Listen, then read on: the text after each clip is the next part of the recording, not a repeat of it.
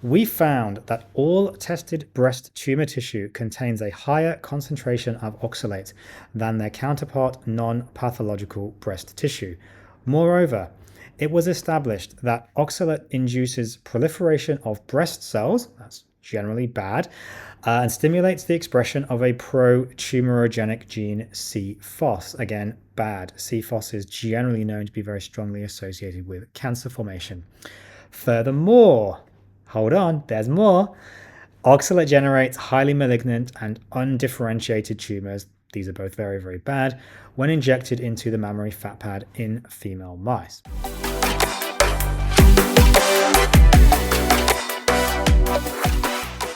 Hi guys, and welcome to another episode of the Meat Medic podcast. Now, I apologize. I've had a little bit of a hiatus for the last 6 weeks or so, a little bit of an impromptu break. I apologize for that. I know it was a little bit unannounced. Just had a few things going on in my family personal life, but we are back with the Meat Medic podcast. And today we are talking about oxalates. Now, I'm talking about oxalates because I've been doing huge amounts of work with oxalates lately with patients, and we are going to be talking about oxalates and breast cancer today. And could oxalates be an issue in causing breast cancer? All right, let's get to it. So I'm going to pull up this article. Now, I've spoke about this one before, and I'll put a link to the previous video somewhere over there. My kind of bigger video about oxalates. This is going to be a relatively shorter episode today, focusing on breast cancer. As of course, always, links will be in the episode description. So this study here from 2015, published in BMC Cancer by Castorello et al. Oxalate induces breast cancer. I'm just quickly going to read the abstract, but we will actually delve into the article a little bit today. I'm not just going to be reading from the abstract. That's not what I do. So I usually just go down to the results part when I'm showing this to patients. Of course, if they want, I will go through the article, but just want to highlight these parts here to set the tone. We found that all tested breast tumor tissue contains a higher concentration of oxalate than their counterpart non-pathological breast tissue. Moreover, it was established that oxalate induces proliferation of breast cells, that's generally bad, and stimulates the expression of a pro-tumorigenic gene CFOS, again bad. CFOS is generally known to be very strongly associated with cancer formation. Furthermore, hold on, there's more. Oxalate generates highly malignant and undifferentiated tumors. These are both very, very bad when injected into the mammary fat pad in female mice. But interestingly, not when injected into their back, indicating that oxalate does not induce cancer formation in all types of tissues, at least not when injected into female mice. So basically, this is what we're talking about today. Does oxalate have a role in breast cancer? Now, I'm going to say this straight up. I cannot prove that oxalate causes breast cancer. No. Can I prove that oxalate is the only cause of breast cancer? No. Can I prove that it's a cause of breast cancer? No. What I can say is it does appear to be quite strongly associated. And well, for me, if I was a woman, I would be a little bit concerned chowing down on all that spinach, nuts, seeds, grains. These are the really high oxalate foods that we are told are really, really good for us. But what if they actually are not? What if they are not good for us? Now, I did cover this in a previous episode, as I said, the dangers of oxalates. Make sure you check it out. I'll put it over there somewhere, probably that way. Make sure you check that one out. But let's get back to breast cancer. Now, I actually had a patient fairly recently, not with breast cancer, so I can't say that, but breast pain. Chronic breast pain, pretty much all their life, or all their adult life, basically, and never a cause identified. But they came to me and I said, look, why don't you try going on this low oxalate diet? It's known to be associated with breast problems. Why don't you see what happens? They gave it a go. 2 weeks on a low oxalate diet, their breast pain they'd had for, I think, over 20 years had gone. Just gone. Chronic breast pain just gone away. No cause was ever identified. Mammograms, ultrasounds, everything basically just showed benign breast cysts. Nothing really wrong there. Very common. But what if there are actually more? What if there's more to the story?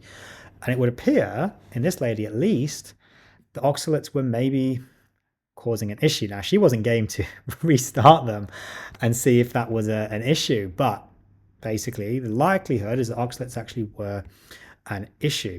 Now, we know that oxalates are associated with breast cancer, or at least breast disease. We know that there's very strong associations. I'm going to show you some other, again, all the links in the episode description. I'm going to show you some other articles as well. Calcium oxalate is associated with benign breast tissue. Now, this is a slight, obviously, disagreement with what I'm saying, but I will come back to that because there's more to the story, perhaps. Oxalate is not calcium oxalate. Actually, let's talk about it now. Oxalate is not just calcium oxalate. Calcium oxalate is the biggest cause of kidney stones. And I'm going to get slightly off topic here. I digress a little bit, but I think it's important. Calcium oxalate is the most common form of kidney stones. And actually, a low oxalate diet used to be the treatment for kidney stones. Back in the day, before surgery and drugs, tamsulosin, alpha blockers, things like that, to help to try and pass these kidney stones. Basically the only treatment was pretty much you had to go on a low oxalate diet. Otherwise, you just got all these kidney stones. But I don't even really remember the last time I even heard anyone mentioning a low oxalate diet or just oxalate at all, even calcium oxalate, to a patient with kidney stones. I did actually have that's actually not true. I did have a letter from a urologist not that long ago where they actually were talking about all of the things that they could do to reduce oxalate in their diet without actually saying the word oxalate. They just never actually used that term. But it was effectively a low oxalate diet that they were actually talking about. So yeah, to be fair, people do talk about it, but calcium oxalate is actually different to oxalate. And I got a couple of other studies here talking about the detection of microcalcifications. Again, all of these links will be in the episode description. This title here from 2023, The Prospects of Using Structural Phase Analysis of Microcalcifications in Breast Cancer Diagnostics.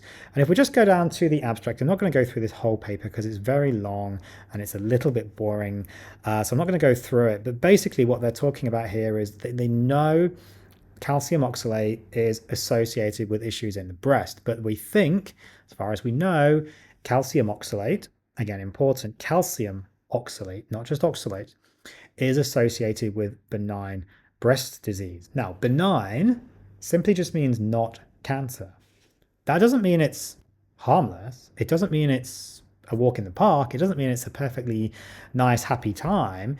No, like this woman with 20 years of breast pain, that's still benign. It's not cancer, but she's got 20 odd years of breast pain. That's pretty unnice. Unnice, that's not even a word. It's pretty horrible for her to have 20 years plus of breast pain. I mean, how nice it is that it's gone away with a low oxalate diet. So just because we say it's benign doesn't mean that it's totally harmless. It just means it's not cancer. Again, what they're talking about here is oxalate microcalcifications versus these hydroxyapatite, which is thought to be very strongly associated with cancer. But again, we're talking about calcium oxalate, not just oxalate. This is important. Now, I'm just going to come to this main article. So this is the article I'm talking about today. That's the abstract on the screen now. If you're watching on YouTube, hi, thanks very much for watching. If you're listening on the podcast, again, links in the episode description. So I'm just bringing up the main article, the full article, sorry, here. Oxalate induces breast cancer. Castellaro, sorry, I said it wrong earlier, et al. In 2015, published in BMC Cancer. And I just want to go down the page, skipping all the way down to the bottom of the page somewhere here. I think I highlighted it. If I did, there we go. So just going down into the discussion section of this paper, I just want to highlight this text here. And it says, we have seen that only oxalate as the free ion has a carcinogenic potential, but not calcium oxalate crystals. Now that is important. Again, calcium oxalate, different from oxalate. Calcium oxalate means it's bound with calcium. Now, still potentially problematic, as we know it's very strongly associated with benign breast disease. But when oxalates are free, as they're talking about here, again, if you can see on the screen here, this free ion, it has a carcinogenic potential. Now, again, they're not claiming it causes breast cancer. They're just saying it has a carcinogenic potential.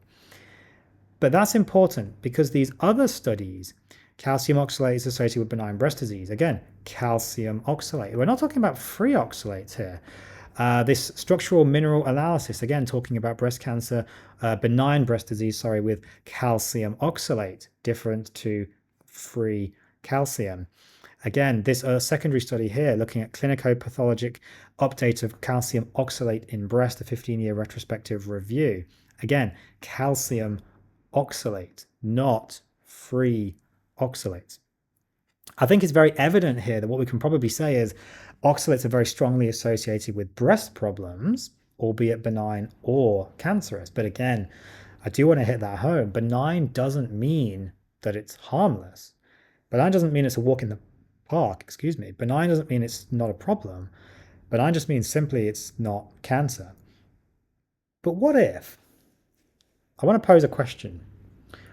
What if these calcium oxalates were actually a problem, but they've been neutralized in some way by the body, by binding them to calcium? And that's why we're seeing calcium oxalate associated with benign breast disease as opposed to malignant breast disease, because the body's actually binding the oxalate to the calcium. What if we didn't have enough calcium and we just have a lot of these free oxalates roaming around? Well, if we go back to this page again, where are we? The free ion, somewhere here, there we go. Where are we? The free ions. Let me just find it on the page there. So yeah, the free oxalate as ions. That's the problem here. Could that be an issue with breast cancer? Well, maybe. Is this why we see seemingly perfectly healthy women getting breast cancer? Maybe. Again, I can't say that. I can't claim that. I can't claim it's a cause for cancer. This has not been proven. This is an association. But it's a pretty strong association. Again, if we look to the abstract, what we can see here, we found that all tested breast tumor tissue contains a higher concentration of oxalates than their counterpart non-pathological breast tissue. Now, it was actually 10 times the value. 10 times, if you actually go through the paper. Again, links in the episode description. 10 times concentration in cancerous breast tissue than non-cancerous breast tissue. That is quite a significant amount. And it was a statistically significant. If you go down into the paper, you'll see it.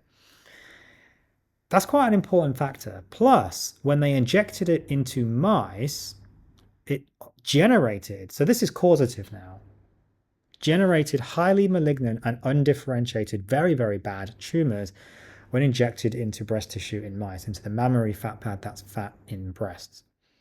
Not into the back, interestingly, but into the breast. Now, that doesn't mean, again, that this causes breast cancer in humans. No, I can't say that. I'm not saying that. What I'm saying is this is a very strong association with breast cancer in humans. And it's basically causative in mice. Now, human beings are not mice. No. But we're not that dissimilar. I don't think you can take an argument, a study that looked at mice and said, well, this definitely applies to humans. No. But we have causation in mice, and we have a very strong association in humans. What is the likelihood that that causation extends to human beings? There's probably a pretty reasonable chance. Again, with these things though, when we look at association, let's go back to the study. This is association. This is not causation. I want to make that point pretty clear. I don't want to be accused of saying that oxalate causes breast cancer and claiming, causation when it doesn't. No. But when we talk about associations, we need to think about what is the bias? What are the confounders? What are things and factors that may be influencing this? Could it be down to chance? Well, what are oxalates very high in? Well, typically actually very healthy food. So oxalates are typically very high in foods like spinach, very strong contender. Nuts, seeds, grains. What are we told to eat? What are we told is good for us? Well, basically, yeah, same thing. Spinach, nuts, seeds, grains, amongst other things. So if somebody's eating those things, and that is generally the health advice, what is the chance that they're actually following the health advice? What is the chance that they're actually smoking, drinking, doing things which might increase their risk otherwise? Well, probably less than someone who's not eating oxalates. Because what are you eating if you're not eating oxalates? Well, you're probably eating red meat, and you're probably eating dairy, and you're probably otherwise not generally following the health advice. Because, if you're following the health advice, well, basically you're going to be eating all the spinach and all the rest of it. So, if somebody's following the health advice and they're eating oxalates, they should have a lower risk of breast cancer because they're likely to be following other health advice like not smoking, not drinking. We know these are big risk factors for breast cancer. So that likely means that that's not really a bias. There's no what we call healthy user bias, is what I'm saying here. And the likelihood is if you're eating oxalates, you probably have a healthy user bias. These should actually have a lower risk of breast cancer. And yet we're saying that actually the risk is a little bit higher. Isn't that interesting? So again, is this association causation? No, it's association. But we know it's very strongly associated with benign breast disease. We know from this study, 2015, oxalate induces breast cancer. We know it's very strongly associated, very, very strongly associated with breast cancer in humans. And we know that it's causative in mice. I think there's probably a fairly strong possibility that breast cancer might well be an issue with breast cancer. The oxalates might be an issue with breast cancer. The oxalates may actually just be potentially causative for breast cancer. Now, again, I'm not saying that this is the only cause. No. Smoking, alcohol, other causes, hormonal issues, of course, these are problems. But what if oxalates was also a cause of breast cancer? Wouldn't that be interesting? The food that we are told is so good for us that might actually be causing us cancer. Now, the men out there, you guys can still get breast cancer. It's low risk, but it happens. So I think this is something that is very important. Men, also prostate cancer, this may be associated as well with oxalates. And in fact, I've got a very elderly patient who's been on a watch and wait protocol with their PSA and 6 weeks on a low oxalate diet, and it had fallen for the first time in 15 years. The PSA had fallen. Now, that may just be coincidence. It may be coincidence. Absolutely, that does not prove anything. It is an N equals 1. But what a coincidence. What a coincidence. First time in 15 years the PSA is falling. That's prostate-specific antigen. What a coincidence that that's falling. First time in 15 years. Again, maybe coincidence, may not be. Anyway, guys, thank you for listening to this episode of the Meat Medic podcast. Again, I apologize for the delay in getting this out on my 6-week break, but I am back now. I'm going to be doing twice a week, and we've got some really good guests coming on the show. I've got Sally Norton coming on the show soon, all talking about oxalates, which is going to be absolutely amazing. So let me know in the comments, guys, if you do have any questions that you want me to ask Sally. Let me know in the comments. I will do my very best to get to as many as possible. Thank you, guys, and I'll see you in the next episode.